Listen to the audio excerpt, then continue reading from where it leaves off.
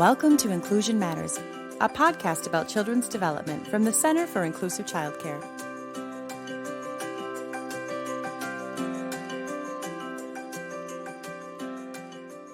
Welcome to Inclusion Matters, a podcast from the Center for Inclusive Childcare. I'm Priscilla Weigel, the Executive Director, and I'm so happy to be here today with a colleague from the field and also a really great advocate for directors and teachers and kids.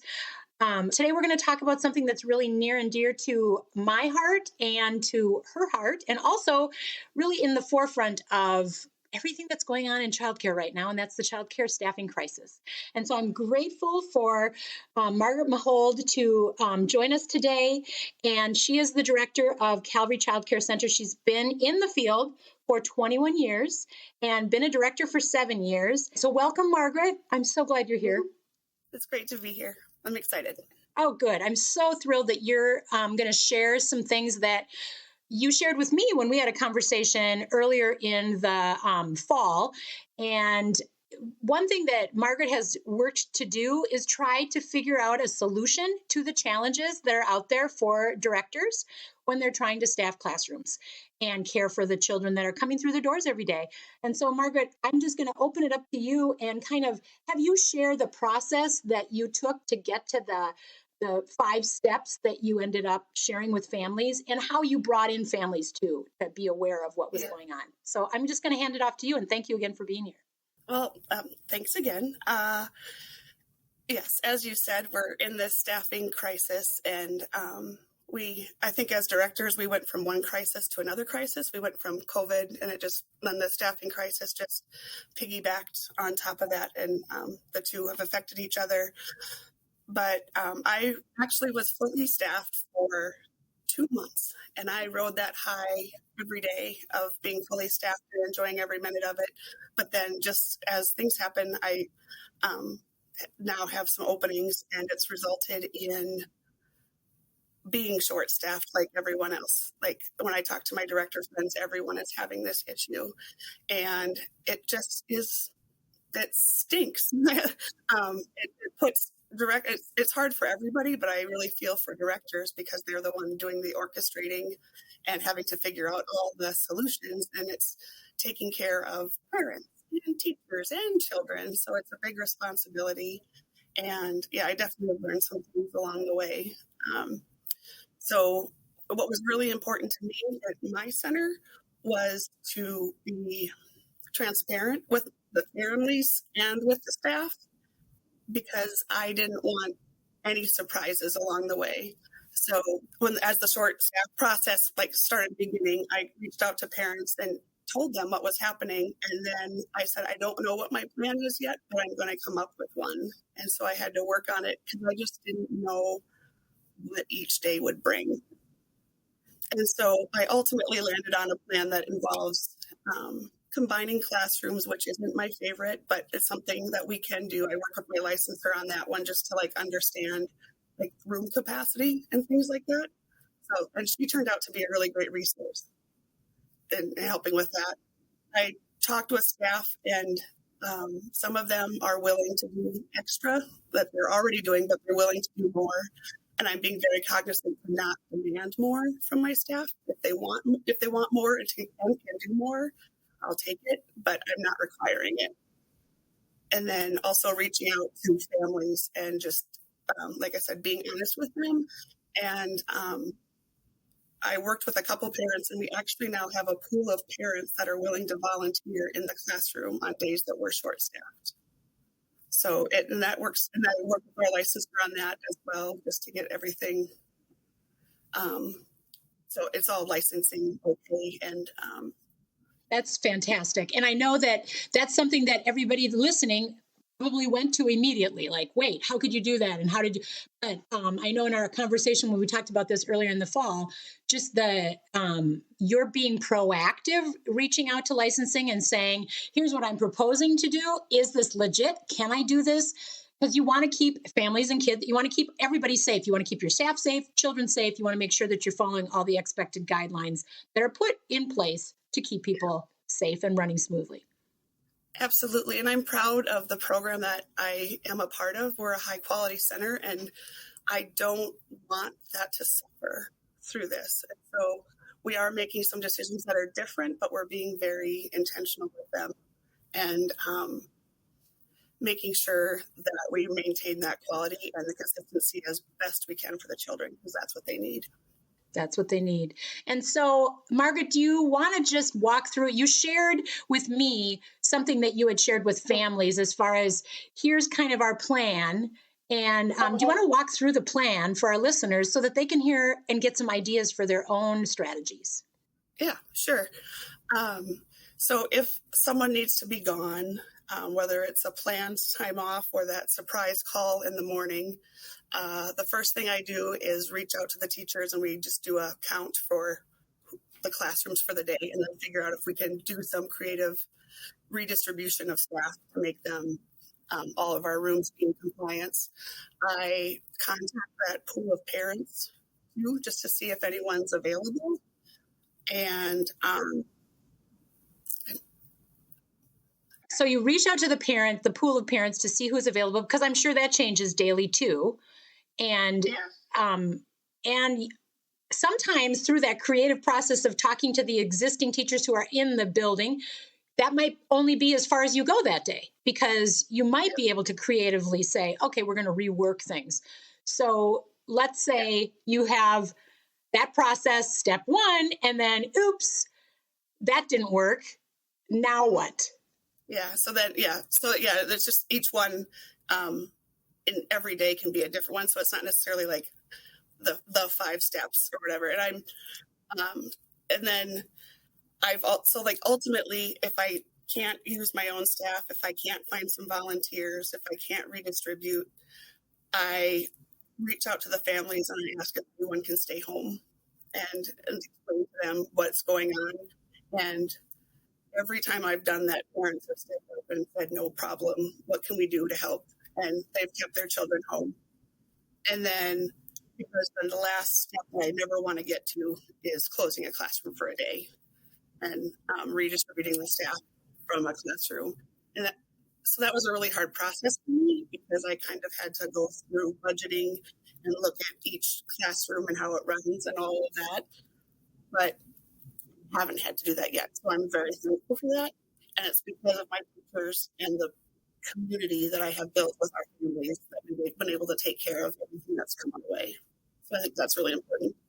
That is really important. And I'm glad you brought that up, because I do think that building a community, childcare is a community of care for that child at the very center. And when you have open communication with families and that transparency that you were just referring to, people do want to help. They want to support in the way that they can. And that looks different for each family. As you noted, some volunteered to come to the site and actually be in a classroom.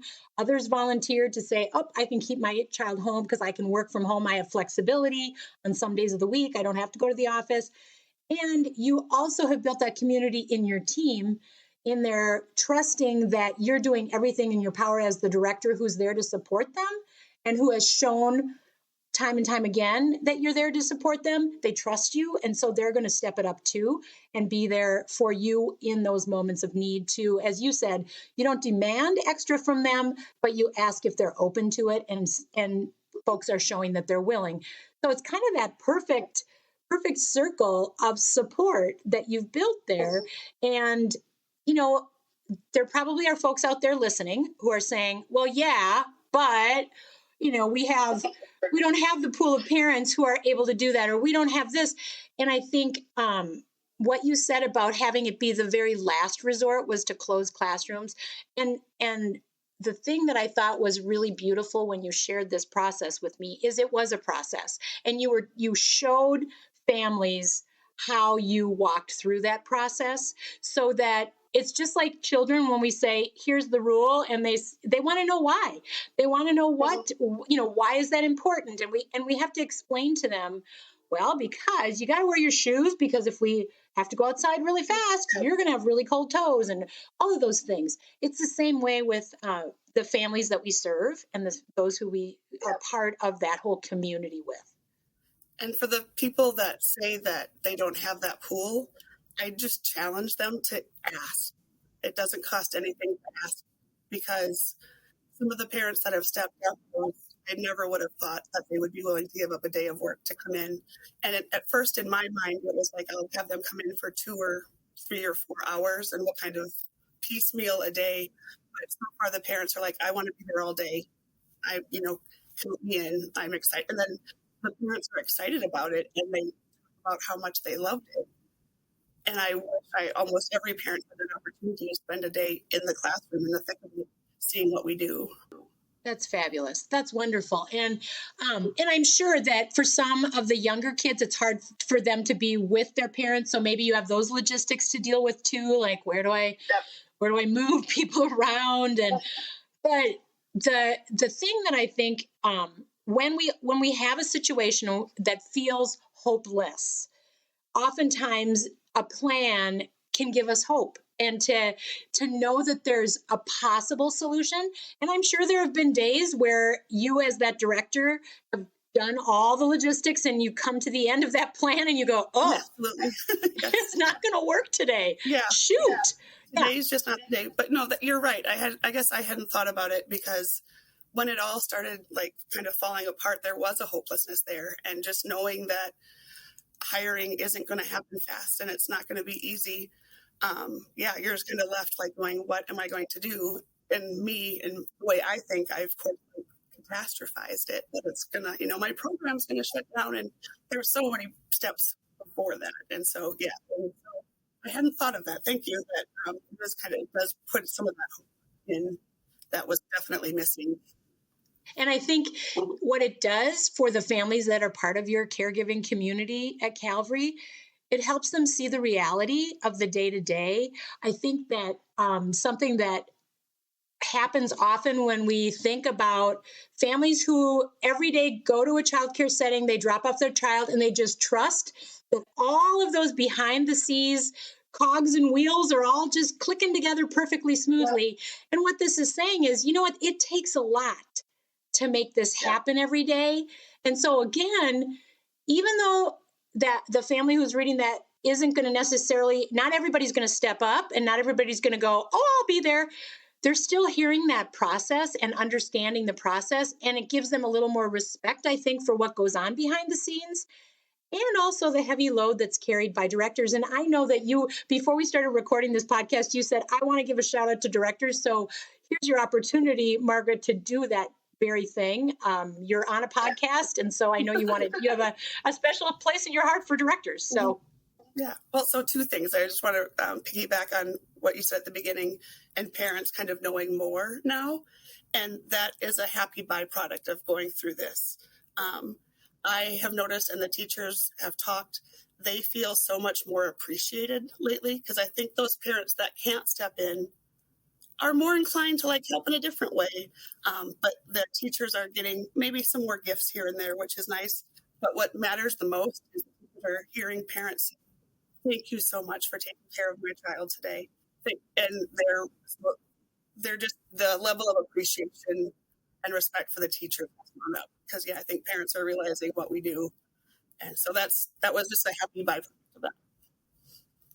But and then to the second point, yes, directors are definitely on my heart, because this time it has just been so challenging from COVID and now the staffing crisis, and I know we're burning out faster than we can handle. But I hope that teachers can. I hope that directors can know that they will get through it. But for me, what has worked is I have a group of director friends now that are my people. We talk every week. We text every week. We support each other. We run ideas by each other, because we can't do this alone.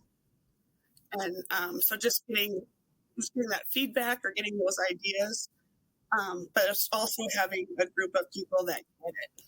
And say, you can just say, this is my day today. And they're like, and we can kind of commiserate together. But at the same time, we can cheer each other on and say, tomorrow's a new day.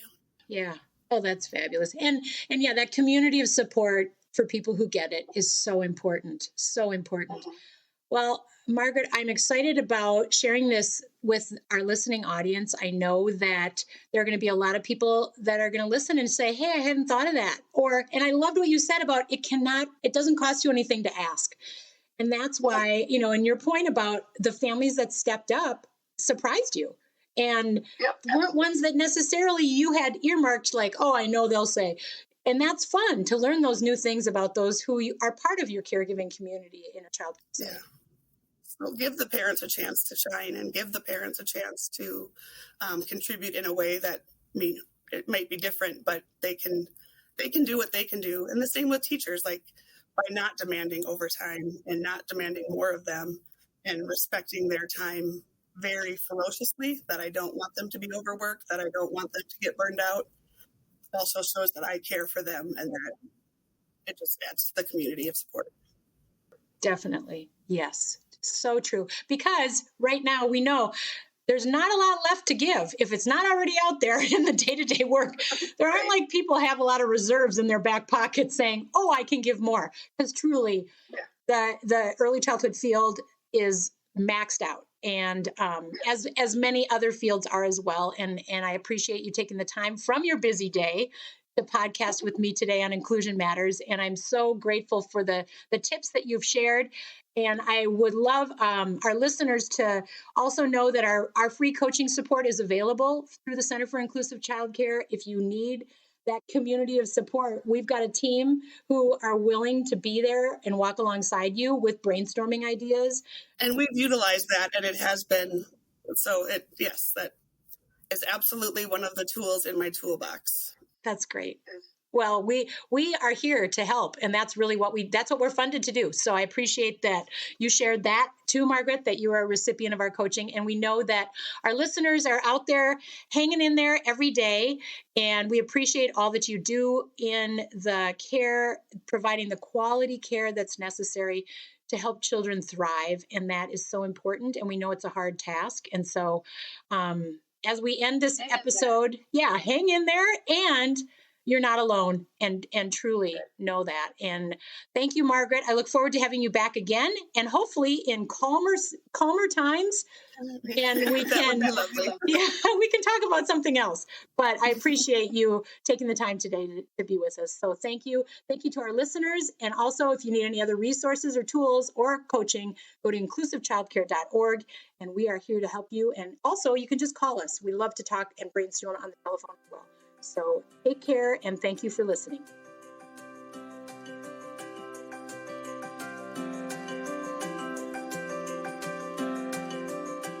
Thanks for listening.